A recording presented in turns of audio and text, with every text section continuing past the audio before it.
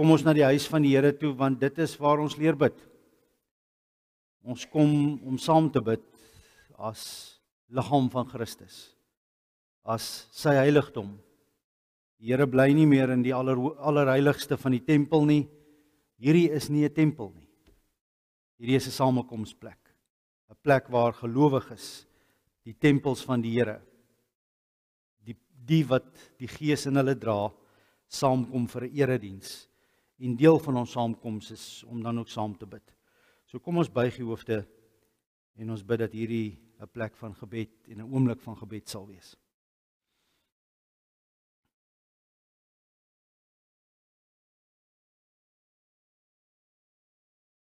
Heilige God, U wat die aarde op sy pilare gevestig het. U wat daar was met die skepping. U wat daar was toe elkeen van ons in die moederskoot gevorm is.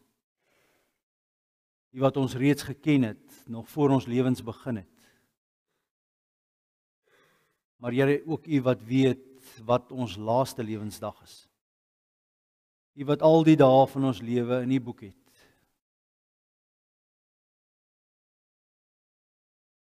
Here, U woord vra, waar sal ons gaan om U te ontvlug? Waar sal ons gaan om van U oog af weg te kom? Want U kyk nie net nie, Here, U sien deur ons. U ken ons gedagtes. U ken ons geskiedenis. U ken ons elke atoom en elke sel. Here, ons staan voor U en U sien deur ons. Ons Vader wat in die hemel is. Dankie dat U na ons toe kom nie as 'n oordeelsgod of 'n God van oorlog of 'n God van wraak en 'n God wat homself wil kom wreek op ons nie. Maar dankie dat U na ons toe kom as 'n Vader. Dat U 'n inbraak maak in hierdie wêreld en hierdie wêreld se geskiedenis vir altyd kom verander. Dat U kom inbreek in die mensdom en die mensdom wat so vinnig weer sy eie afgode bou. Dat U U seun kom gee. 'n Seun wat vir ons leer om U aan te spreek as ons Vader. Dat ons maar as verlore kinders na U toe mag kom. Dat ons maar na U toe mag hardloop en in U arms mag val. Dat ons maar mag vra, Here, red my, vergewe my. Ek is die naam van die kind nie waardig nie. Ons bid, Here, dat U ons sondes sal vergewe. Here, U ken hulle almal. Ek bid dat ons sal ophou om onsself te kapittel of te probeer om op een of ander manier te vergoed, maar net in U genadearms te kom val om te sê, Here, met leë hande kom ons voor U. Daar is niks wat ons kan doen om te vergoed vir ons sonde nie. Dawid sê, as U offers wou gehad het, sou ek hulle gebring het. Maar wat U soek is 'n hart vol ootmoed. Here, ons kom buig voor U. Ons kom lê onsself voor U neer. Vergewe ons. Vergewe ons sonde asseblief. Dankie dat U beloof in U woord dat as ons sondes bely, U is getrou en regverdig, U vergewe ons sondes. U reinig ons van alle ongeregtigheid. Here, hier waar ons nou in die banke sit, ken U elkeen van ons. U weet wat daardie goed is. U weet wat daardie ding is wat vir ons pla of goed is wat oor 'n lang tyd opgebou het. U weet hoe dit vandag met ons gaan, of dit goed of sleg, positief, lewenslustig of teneergedruk is. Dankie, Here, dat ons maar net in U genadearms kan kom val. Vir U dankie sê vir die kruis, vir die leë graf, vir U dankie sê, Here, dat ons in hierdie diens 'n loflied mag sing. Nie oor wat ons doen nie. Nie oor wat ons kan beloof nie. Want dit is ook 'n afgod, Here. Om na U toe te kom met 'n soort van 'n onderhandeling. As U, Here, sal ek. Ons doen dit nie vanmôre nie. Ons kom staan net voor U in U genade. Ons het niks om te bied nie. As U dit nie in ons vorm nie, Here, gaan ons niks hê. waardig om te bied nie. Maar ons kom bid dat U in die genade ons sal vat en ons sal vorm, ons sal lei op hierdie pad. Ons bid, Here, dat U ons waardig sal ag om deel te hê aan die opstandingslewe. Ons bid, Here, dat U ons waardig sal ag en genadig sal ag om te ontvang U verlossing, maar om dit ook te leef. Ons bid dit in Jesus naam. Amen. Vriende, kom ons staan, dan sing ons wel verse 1 tot 3, lied 423, en dis werklik 'n loflied. Kom, laat ons almal vrolik voor God die Here sing. Die sonde met sy smarte is aan die kruis verslaan, vers 2 en vers 3. Laat alles wat hier lewe die Heer se liefde prys. Kom ons staan en sing ons hartlik saam.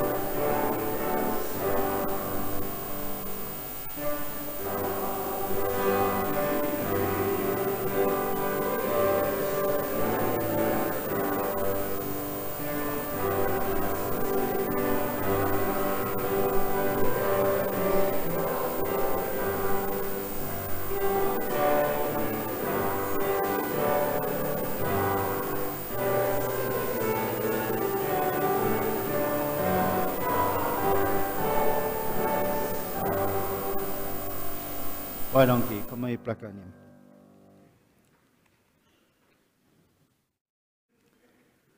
Vriende, ons gaan vanmôre saam lees 'n snaakse gedeelte. Mens lees dit baie keer en dan besef mens nie heeltemal wat aan die gang is nie. Maar as ek nou die titel van die preek gee, dan sal jy weet, of die opskrif van die preek, die tema. Ons is vanmôre besig met Petrus. In Engels noem dit eulogy. Interessant is, as jy vir 'n persoon vra wat is 'n eulogy, dan weet hulle almal. Dan vra hulle wat is die Afrikaans daarvan? Dan sukkel ons so 'n bietjie. Begrafnisbrief, huldeblyk. Lofrede is 'n mooi vertaling. 'n Lofrede. 'n memoriam is 'n woord wat baie keer gebruik word op 'n begrafnisbrief, dat daar 'n memoriam verskyn. Petrus skryf sy eie lofrede, sy eie eulogy in 1 Petrus hier vanaf hoofstuk of vers 16 in hoofstuk 1 van 2 Petrus 1. En ek gaan van daar af vir ons saam lees. Ek het 'n hele klompie verse daar, want ek weet nie of ek almal gaan gebruik nie, maar ek kan na van hulle toe gaan. Baie van hulle is dubbelverse of gelyke verse, Matteus en Lukas se verse van dieselfde gedeelte. So ek verwys maar net na die hele gedeelte. Jy kan dit later gebruik as jy alles wil weer gaan deurlees en so 'n bietjie Bybelstudie doen oor dit. Kom ons lees saam wat Petrus skryf. Want hy sê hier dat die Here vir hom gesê het sy einde is naby. Ons lees van die eerste hoofstuk in tweede brief van Petrus vanaf vers 16. Toe ons aan julle die krag van ons Here Jesus Christus en sy wederkoms bekend gemaak het ons nie op versinsels of legendes verlaat nie. Hoor mooi, Petrus is besig om vir 'n oomblik te sê, ouens, Toe ons Jesus aan julle kom bekendstel het, toe ons met julle begin praat het oor Jesus Christus, het ons nie allerhande legendes en storieetjies of versinsels gebruik nie. Nee, met ons eie oë het ons hom in al sy majesteit gesien. Hy het van God die Vader eer en heerlikheid ontvang toe die Allerhoogste Majesteit gesê het, dit is my geliefde seun, oor wie ek my verheug. Die stem uit die hemel het ons self gehoor, toe ons saam met hom op die heilige berg was. En dit het vir ons die boodskap van die profete nog meer bevestig. Hierdie boodskap is soos 'n lamp wat in 'n donker plek skyn. Julle sal goed doen as julle in sy lig bly, totdat die dag aanbreek en die môrester kom in julle harte. Dit veral moet julle weet. Geen profesie in die skrif kan op grond van sy eie insig uitgelê word nie, want geen profesie is ooit deur die wil van 'n mens voortgebring nie. Nee, deur die Heilige Gees meegevoer het mense die woord wat van God kom verkondig.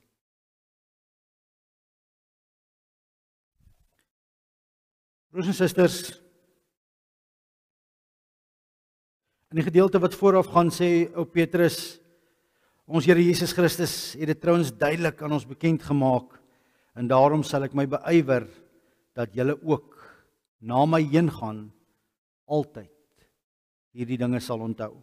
Die engel sê dit nog bietjie meer, dat hy eintlik nie net sê dat die Here dit aan ons bekend gemaak het nie. Die Engelse vers wat inleiding van hierdie gedeelte sê, die Here het aan my bekend gemaak dat my einde daar is. En daarom wil ek hierdie goed met julle deel. Petrus is as te ware vir 'n oomblik besig om te sê, ouens, die Here het vir my kom wys, dis nie meer te lank nie. Ek gaan nog so tydjie by julle wees en dan is ek nie meer by julle nie. Maar hier is wat ek wil hê julle moet weet. Dis nie allerhande storieetjies nie. Dis nie allerhande dingetjies wat ons vir julle gesê het nie. Hy kan hom beroem op die profete en hy kan na die Ou Testament toe gaan, soos Paulus baie keer maak as hy sê, maar ons kan ons beroep op die profete, en dan gaan hy na die Ou Testament toe en hy noem hulle op. Hy kon dit doen.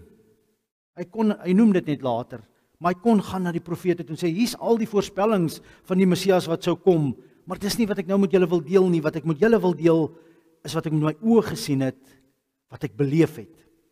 Waarvan praat hy? Ek het hier rondom Paasfees baie hierdie gedeeltes gelees en baie hieroor gepraat, maar ek sal vinnig daarheen gaan. Lukas 9. In Lukas 9 staan dat Jesus vir Petrus en nog 'n paar ander gevat het na die heilige berg toe. Lukas 9, daarby vers 29 wil ek graag vir ons saam lees. Die gedeelte in Lukas sê omtrent 8 dae nadat Jesus hierdie woorde gesê het hy Petrus, Johannes en Jakobus saamgeneem en hy het gaan bid. Daar staan net die berg. In Matteus hoofstuk 17 word oor dieselfde gedeelte gepraat. Ek gaan net gou kyk of ek dit daar kry. Maar hier staan 6 dae later het Jesus vir Petrus, Jakobus en sy broer Johannes saamgeneem en hulle op 'n hoë berg gebring waar hulle alleen was. Daar het sy voorkoms voor hulle oë verander.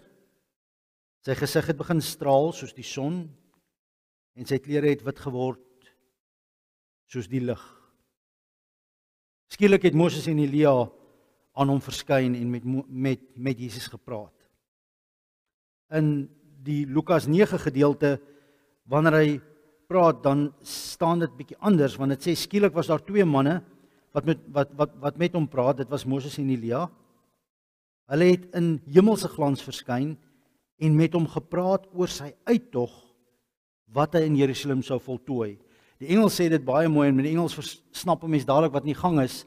In Engels staan daar, they talk to him about his exit strategy.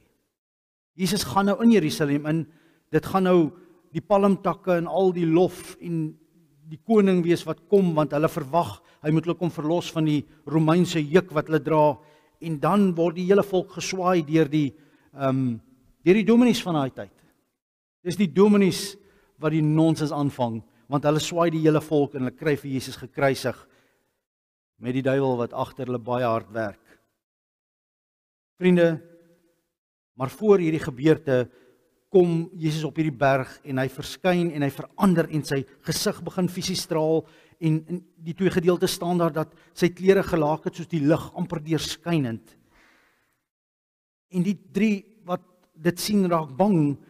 Petrus is bietjie van sy kop af, want hy sê, kom ons bou gou hitte vir u en vir Moses en Elia, in die volgende oomblik kom maar 'n wolk oor hulle, en dan staan die wolk het sy skade weer oor hulle gegooi, en dan sê God uit die wolk uit, hierdie is my geliefde seun. Vriende, wat gebeur hierso? Hierdie is 'n moment, behalwe vir die kruis en vir die opstanding, is hierdie een van die goed wat die minste aandag kry, maar eintlik is dit een van die grootste gebeure in die geskiedenis van die mensdom, want hierdie Jesus, wat nou vir 3 jaar saam met hierdie disippels was, se ware karakter word vir hulle gewys. Hierdie Jesus begin skyn soos sy hemelse vorm gaan wees. Hierdie Jesus begin skitter en die lig straal van uit hom uit, soveel so dat hulle bang raak. Wat gebeur in hierdie oomblik? As 'n mens daaroor begin dink, dan besef jy realiteit. Die werklikheid kom skyn deur en die Here laat toe dat 3 van die disippels dit sien. En nadat dit gebeur het, dan waarsku hy hulle en sê moenie nou al daaroor praat nie. En in die ander gedeelte staan daar, hulle het nie daaroor gepraat nie tot later. Tot later, nadat Jesus opgestaan het, nadat hy opgevaar het hemel toe, nadat die ander ook gesien het, daar gaan die Here weg. Hy is nie net 'n mens nie. Hy is nie net 'n normale mens nie. Hy het opgestaan uit die dood uit. Maar selfs na sy opstanding, daar was enkele geleenthede waar mense hom gesien het en iets van sy verheerlikte liggaam was daar. Mens lees dit raak, dat partykeer sê hy moenie aan my vat nie, want ek het nog nie opgevaar na my Vader toe nie. Maar vriende, in hierdie oomblik vat die Here die blindings weg en kom wys hy vir die disippels, wie is dit wat hier saam met julle stap? Hierdie is nie sommer net iemand nie, dit is God se seun. Hy is soos die engele. Hy skitter, hy het 'n ander vorm. Hy's anders as net 'n mens. En God gee hom die verheerlikte om in ons plek te sterf. En ek het gister by die nuwe begrafplaas 'n ou soos ek begrawe. 'n Ou van 54. 2 jaar ouer as ek. 71 gebore.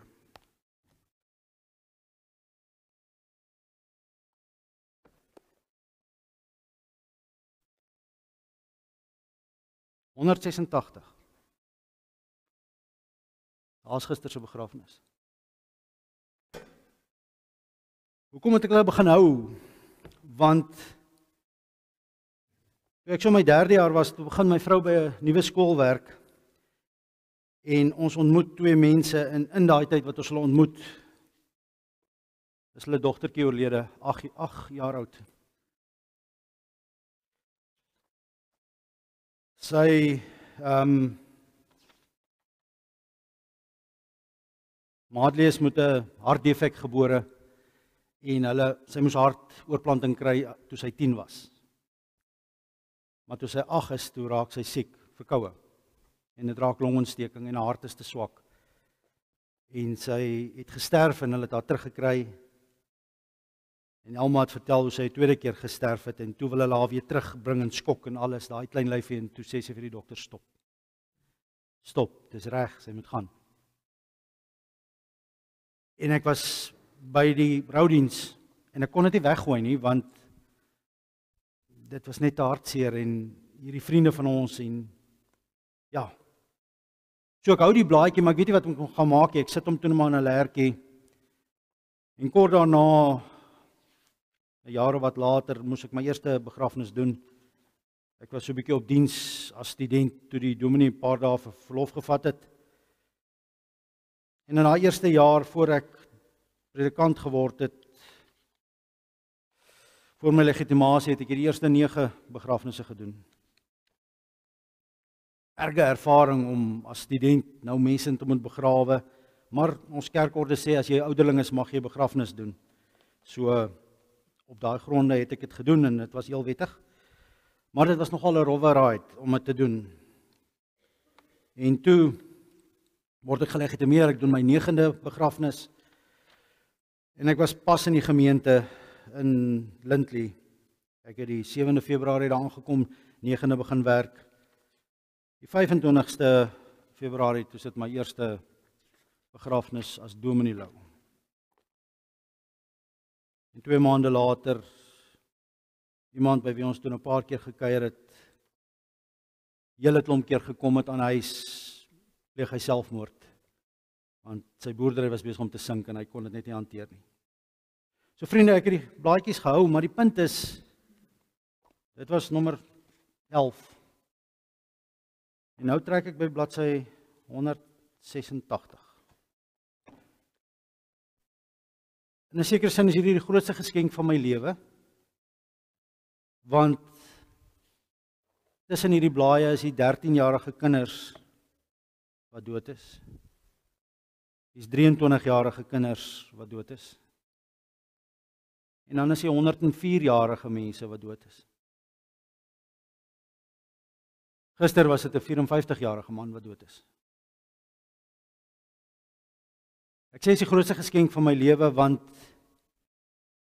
ek het elke keer teruggery van 'n begrafnis af, wanneer ek 'n 32-jarige man begrawe wat skielik hartaanval gehad het. En dan druk ek my kinders en ek spandeer tyd by my kinders, want ek het vir myself gesê, jy weet nie of jy die volgende bladsy is nie. En ek doen dit vandag nog. Vriende, ons het 'n idee as Christene dat as ons in die Here glo, dan gaan ons soort van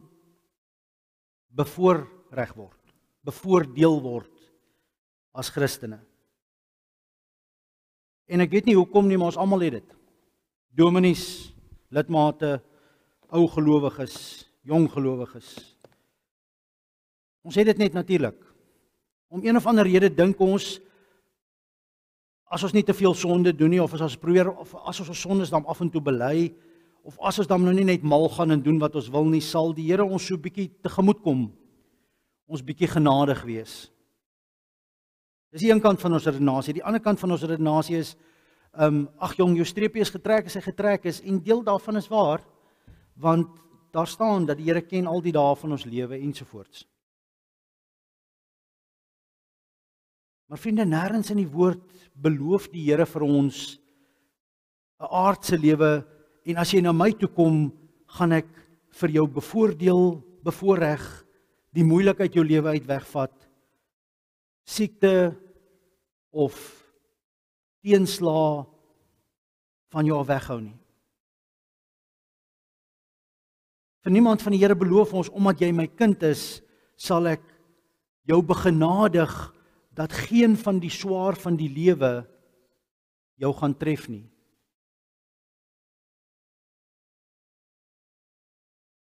Niemand van ons is gevrywaar oor hoe die lewe ons gaan tref nie. En vriende, dan dink ek baie keer daaraan hoe een van my vriende in die bediening, hy's nou al afgetree, hoe hy op 'n stadium 'n vriend verloor het, die ou met 'n vliegtuig geval, en net daarna 'n ander vriend van hom, en hoe dit hom geslaan het. Hoe hy in 'n predikantebyeenkoms vir ons gesê het, hierdie lewe is nie 'n mens se vriend nie. Hierdie lewe rol vir jou op 'n stadium.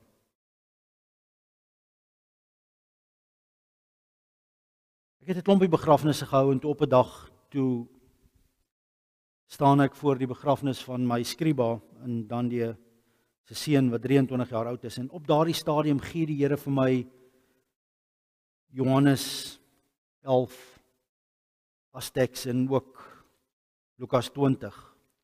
Ek het nie in die Bybel geblaai en dit gekry nie. Ek is besig met Dallas Willard se boek. En hy het 'n afdelingkie in hierdie boek waar hy sê dood finaal verban vir gelowiges. Die dood is vir ons nie meer realiteit nie. Die dood is as te ware weggemaak, weggedoen mee vir gelowiges. En ek moet oor 'n dag of wat van toe af voor hierdie ouers gaan staan en hulle seun begrawe wat aan die weirdste goed dood is. Goed waaraan mens nie doodgaan nie. Vriende, maar dit raak my teks vir elke begrafnis. Dit raak my teks en my motivering, my rede van hoekom ek 'n begrafnis kan hou. En hoekom ek by 'n graf kan gaan staan en vir mense troos vanuit die woord uitbring. En dis deel van die formulier wat ek deesdae lees, dat hierdie verse aangehaal word. En wat sê Johannes 11 vers 25? Die konteks daar is Jesus kom by Lazarus se susters. Jesus was net 3 kilometer weg en hy was te besig om by Lazarus uit te kom, soveel so dat Lazarus dood is. En hulle is kwaad vir die Here, want as hy hier was, dan was hulle broer nie dood nie. En dan gaan Martha uit en sy gaan hom tegemoet. Die ander sussie besluit, sy gaan nie eers die Here tegemoet gaan nie. In hierdie storie lees jy hierdie goed raak, die rouseer, die verslaanheid, die verlies, die ding waarmee ek nou moet deel. En dan is Martha die een wat eintlik maar uitgaan om met die Here te beklei. Om te sê, Here, daai siniese bykom van die Here. Here, as hy was, dan sou my broer nie dood gegaan het nie. As sê Jesus vir haar, maar Martha, hy gaan uit die dood opstaan. Vers 23, Johannes 11. Jou broer sal uit die dood uit opstaan. Maar Martha sê vir hom, ek weet hy sal eendag met die opstanding die laaste dag uit die dood uit opstaan. Maar Here, dit beteken vir my nou niks. Ons almal gaan die laaste dag uit die dood uit opstaan. Dis fyn. Maar vriende, in 'n sekere sin is dit hoe ons geloof leef. As ons praat oor wat beteken jou geloof vir jou, wat beteken Jesus vir jou, vat hierdie sinnetjies eintlik saam wat mense glo en hoekom hulle glo. Hoekom? Want eendag, daar ver, sal die Here vir ons uit die dood uit laat opstaan. So, ek gee nou maar my 10de keer en ek kom af en toe kerk toe en ek bid so af en toe en ek lees my Bybel. Party kere beter as ander kere. Hoekom? Want eendag sal die Here my uit die dood uit opwek en dan sal ek dan nie hel toe gaan nie. Daar's 'n ander storie van 'n Lazarus, 'n bedelaar wat by 'n ryk man se poort sit en hy hoop net dat die kos van sy tafel af sal val en dan gaan die ryk man dood en hy gaan Hades, hel toe. En daar in die hel vra hy, asseblief, roep hy vir Abraham, want die boemelaar gaan ook dood. Die arme man Lazarus wat in daai gelykenis vertel word en hy word deur die engele gedra tot aan Abraham se sy en dan roep hierdie man uit die hel uit, laat Abraham net vir my 'n druppeltjie water op my tong kom sit en dan sê Abraham vir hom, jy het jou seëning gehad op aarde, nou het jy jou nadeel. En ons kan byt nie by jou kom nie, daar's 'n diep sloot. Nou vra asseblief dat Abraham net terug, dat Lazarus net teruggaan en vir my familie en my broer sê. Vriende, ons het hierdie goed in ons kop en ons leef met die versekering, met die begrafnispolis as te ware van 'n geloof. Maar as jy mooi luister wat Jesus hier vir Martha sê, dan sê sy vir haar, Martha, dit gaan nie oor die dood nie, dit gaan oor die lewe. Dis die gevolgtrekking. Lazarus sal lewe. Ja Here, ek weet met die opstanding eendag sal hy lewe. Ek weet hy sal met die opstanding op die laaste dag uit die dood opstaan. Dis wat ons almal bely. Dis wat ons almal glo. Toe sê Jesus vir haar: Ek is die opstanding en die lewe. Martha, ek is die opstanding en die lewe. Kom ons maak die som. Martha, glo jy in my? Ek is die opstanding en die lewe. Martha, jy het die opstanding en die lewe as jy in my glo. Jy wat nou hier staan, het die opstanding en die lewe. Jesus sê vir haar: Ek is die opstanding en die lewe. Wie in my glo, sal lewe al sterwe hy ook. En elkeen wat lewe en in my glo, sal in aller ewigheid nooit sterwe nie. Glo jy dit? Kom openbaar my strategie by begrafnisse met u. Hoekom werk dit? Hoekom werk hierdie triek wat ek met mense doen wanneer ek hulle mense begrawe? Want ek kom draai die tafels op hulle om. Hulle kom na 'n begrafnis toe om afskeid te neem van iemand en ek maak hulle dis wat in die spotlight sit. Want dis wat hierdie teks met mense doen. Hy kom draai die tafels op jou om. Jy kom kla oor Lazarus of oor my broer of my pa of wie ook al wat oorlede is. En die oomblik as die dominee hierdie teks lees, kom draai hy die tafels om dat die spotlight nie meer op die kus is nie, maar op jou wat hier sit en lewe, op Martha. En hierdie teks kom vra vir jou, glo jy dit? Glo jy dat ek die opstanding en die lewe is? Jy wat hier kom bely dat jy 'n Christen is, glo jy dit? Leef jy dit? Het die opstanding en die lewe vir jou deurgebreek, broer en suster? So wanneer Petrus dan van die Here af hoor, hy gaan nie meer lank lewe nie, en hy as te ware sy lofrede kom gee, hierdie paar verse wat ek vir julle gelees het, wat sê hy vir die mense? Ek kon met julle praat oor die profete, oor die goed van die ou tyd, maar julle almal ken dit. Julle almal het sonnaarskool gehad. Julle almal het julle belydenisse afgelê as joetjies. Ek gaan dit nie doen nie. Maar ek gaan vir julle iets anders kom sê, wat ek met my eie oë gesien het, dat hierdie Jesus, van wie ons gepraat het en wat ons aan julle kom bekendstel het, hy is nie net 'n mens nie. Hy het begin straal soos 'n hemelse wese, sy klere het deurskynend geraak. Dis nie net eers hy nie, die klere wat hy aangetree het 'n ander vorm van materie aangeneem. Dit was nie natuurlik nie. God het in daardie oomblik kom wys, hierdie is nie net iemand nie, hierdie is God. Dis my seun. Hy is die opstanding en die lewe. Hy het daarna gesterf, hy het daarna opgestaan. Vriende, ek lees hierdie week 'n volgende stukkie wat my teologie 'n treukie verder vat, want nou dink ek aan Paasfees en hoe ek klem gelê het daarop op Paasfees dat die voorhangsel geskeur het en dat ons nie meer in 'n tempel is nie. Die kerk van Jesus Christus is nie tempels nie. Want die tempel het 'n allerheiligste gehad en God het daar gebly. Iets het verander. Die voorhangsel het van bo tot onder geskeur.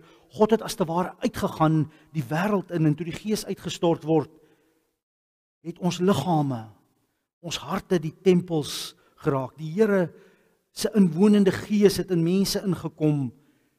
En daarom is die kerk nie 'n tempel nie. Die kerk is 'n samekomsplek. Ja, ons bring eer aan die Here. Ja, ons kom met 'n relatiewe heiligheid hierin. Maar ons maak nie 'n afgod hiervan nie. Hoekom nie? Want dis nie die heiligste ding hier nie. Die Gees leef in mense se harte. Dis die heiligste ding hier. En wanneer gelowiges saamkom, is die Gees in getalle hier, wil ek amper sê. Vriende, en dan is daar 2 versies wat baie interessant is. Lukas 16 vers 16. Ek wil dit gou vir julle lees. Want hier kom sê Jesus iets baie interessants. Voor hy nog gekruisig is en gesterf het, sê hy, Lukas 16 vers 16, tot op Johannes was dit net die wet en die profete. Van toe af word die koninkryk van God verkondig en elkeen probeer so hard as hy kan om daarin te kom. Daar's 'n ander vers, Matteus 11 vers 12, wat sê, en die Afrikaans vertaal dit nie reg nie. Die Engels sê, the kingdom of heaven is basies oorrompel, sou die Afrikaanse vertaling wees. Die koninkryk van die hemel word as te ware oorrompel deur violent men, sê die Engelse vertaling. And they take it by storm. Ek het nooit geweet wat om daai vers te maak nie, want dit klink half na skobbejakke wat in die koninkryk van die hemel kom inboender en dit oorneem met geweld. Dis letterlik hoe die Engels dit verduidelik. En toe kom Lukas 16 vers 16. Jesus sê, die wet en die profete was die waghouer, die wag wat gewaak het by die deur van God se koninkryk.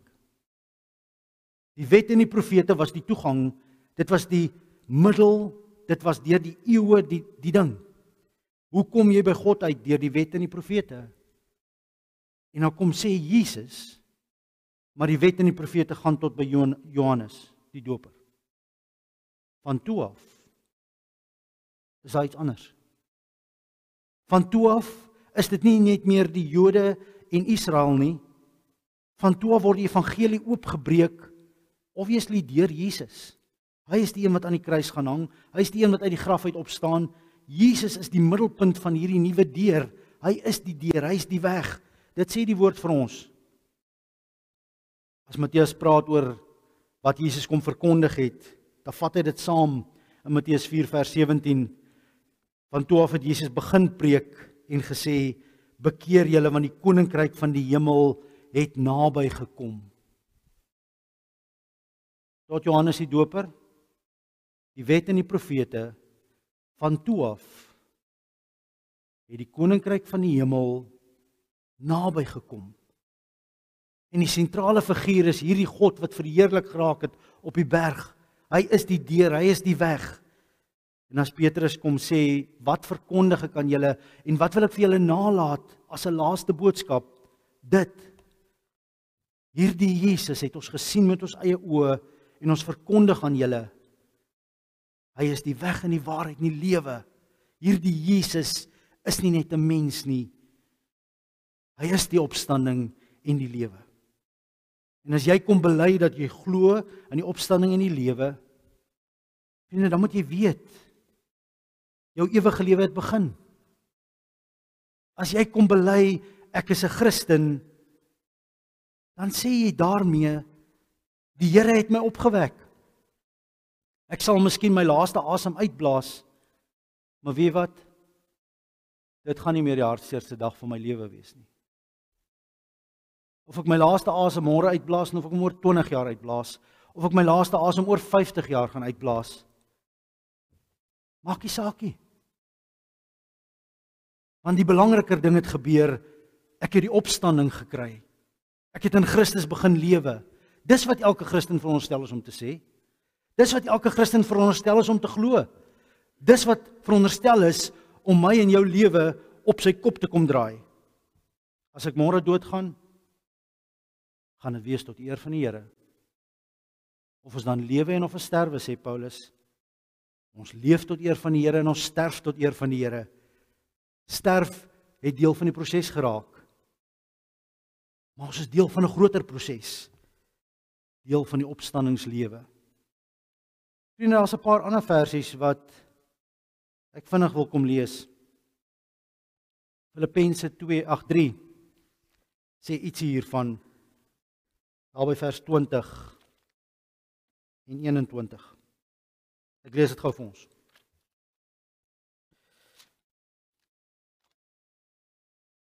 Kom aan. Filippense, ek is verkeerd om. Daar's hy. Gewonder ek kry dit nie. Daar's hy. Filippense 3 vers 20. Maar ons is burgers van die hemel, van waaraf ons ook die Here Jesus Christus as verlosser verwag. Deur die krag waarmee hy alles aan homself onderwerp, sal hy ons nederige liggame verander om soos sy verheerlikte liggaam te wees. Hy begin hierdie gedeelte en sê, wees navolgers, broers, en let op die mense wat lewe volgens die voorbeeld wat ons vir julle stel. Ek het dikwels vir julle gesê, en tot my verdriet moet ek dit nou herhaal, daar is baie wat as vyande van die kruis lewe. Met ander woorde, wat is 'n vyand van die kruis? My opinie? My eie opinie. Vyande van die kruis is die mense wat sê, ek glo in Jesus Christus, sodat ek eendag kan hemel toe gaan. Julle is vyande van die kruis. Hoekom? Want julle mis die punt. Die Here het jou nie kom red vir eendag vir die hemel nie. Dis die volgende fase. As die Here jou gered het hy jou gered vir nou, en moet die vraag op jou lippe wees, Here, U het my in hierdie koninkryk wat besig is om ons tot stand te kom ingebring, my lewe het deel geraak van die koninkryk, wat moet ek doen? Die vyande van die kruis praat anders. Hulle sê, ja, ons bely vir Jesus, ons glo ook, ons praat nie graag oor ons geloof nie, dis 'n persoonlike saak, maar weet maar, eendag as ek doodgaan, sal ek hemel toe gaan. Ek het geglo. Maar nou leef ek vir myself, en nou leef ek vir wat ek uit hierdie aarde uit kan kry, en ek het 'n klompie plannetjies, en 'n Christen praat nie so nie. 'n Christen kan drome hê, maar 'n Christen praat anders. Here, ek is deel van die koninkryk. Ja, as U my wil seën met 'n klomp sukses, great. Maar die gelowige vra, is dit deel van U plan vir my? Is daardie sukses deel van U koninkryksplan vir my? Wil U hierdie sukses in U koninkryk gebruik? Want 'n gelowige se lewe is nie meer sy eie nie. Iemand wat leef vanuit die opstanding en die opstandingslewe begin leef, is deel van 'n nuwe bedeling. Die opstandingslewe en sy lewe is deel van 'n ander plan. My lewe, maak nie saak hoe klein, hoe groot, dit hoef nie 'n domineeslewe te wees nie, hoor vir my mooi. Enige bedryf, enige mens, wanneer God hom kom red, sy lewe is deel van die koninkryksplan, en moet hy vra, hoe wil U my boerdery gebruik? Hoe wil U my ou winkeltjie gebruik? Hoe wil U my huisvrou wees gebruik? Hoe wil U my alleenheid in die ouer huis gebruik, Here?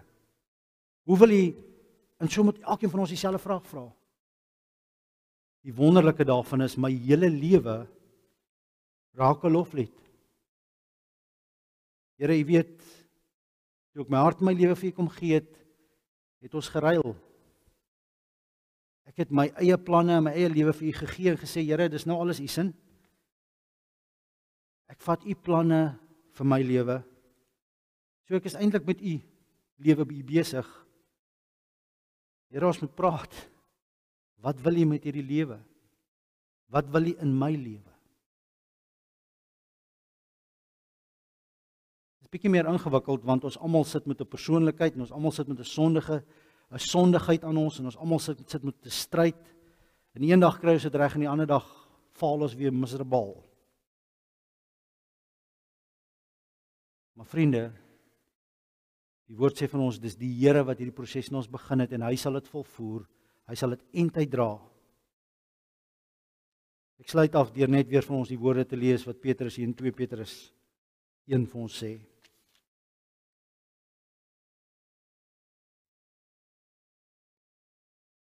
Ons Here Jesus het dit trouens duidelik aan my bekend gemaak.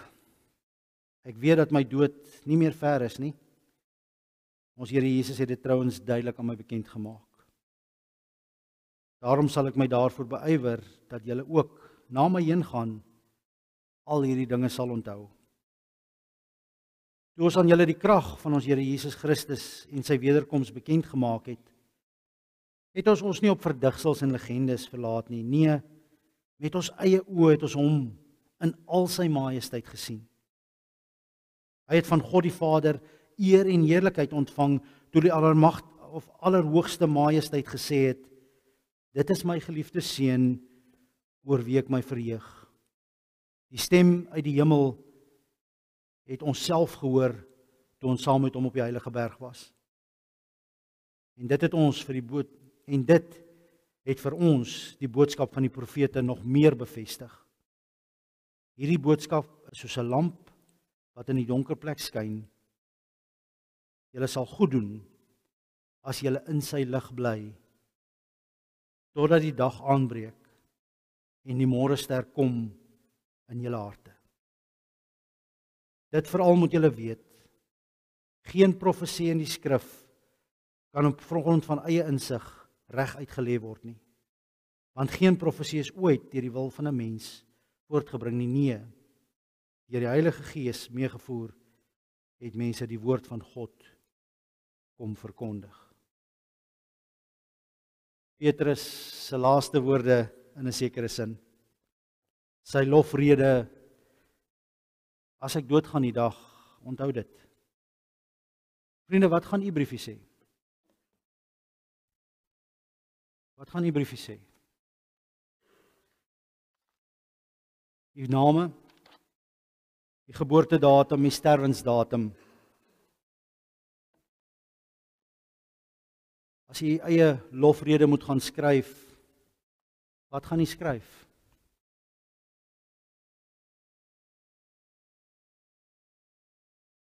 Mag dit wees dat ons iets soortgelyk aan Petrus skryf. Dit wat ons gesien het, dit wat ons vir julle gesê het, is waar.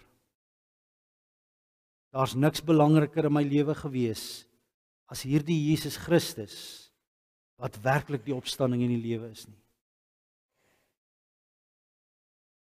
Wat 'n lofrede sal dit nie wees, as mens dit kan sê nie. My lewe het miskien nie veel bereik in die oë van die wêreld nie, maar ek het my lewe verruil vir God se lewe. My lewe het deel geraak van God se koninkryk. My hele lewe het deel geraak van 'n loflied tot God, want sy koninkryk was besig om deur my lewe te kom. My lewe het deel van hierdie groter proses geword. Al roem wat ek het, is dat ons sal wees soos die opgestane Here is. Ons liggame sal so word. Ons weet nog nie wat ons gaan wees nie, maar eendag sal ons wees soos Christus is, want ons gaan hom sien soos hy waarlik is. Wow. Maar vriende, dis nie bedoel om eers daai dag 'n wonderlike ding te wees nie. Wanneer die Here vir jou kom vat, gee hy vir jou die opstandingslewe. Dis bedoel vir vandag. So as ek jy uitstuur vandag, moet ek eintlik vir u sê, gaan leef die opstanding. Gaan leef vandag die opgestane Christus. Amen. Ons hemelse Vader, baie dankie, Here Jesus, dat u nie net aan 'n kruis gesterf het nie. Here, baie dankie dat u nie net vir ons sondes betaal het en daardie skuld by God vereffen het nie.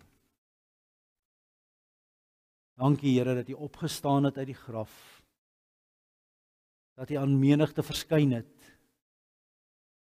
Dankie dat hulle vir ons vertel het. Dankie dat hulle kon getuig van die opvaar na die hemel toe. Dankie Here dat die Gees uitgestort is. Dankie Here dat u ons langs die pad 2000 jaar later,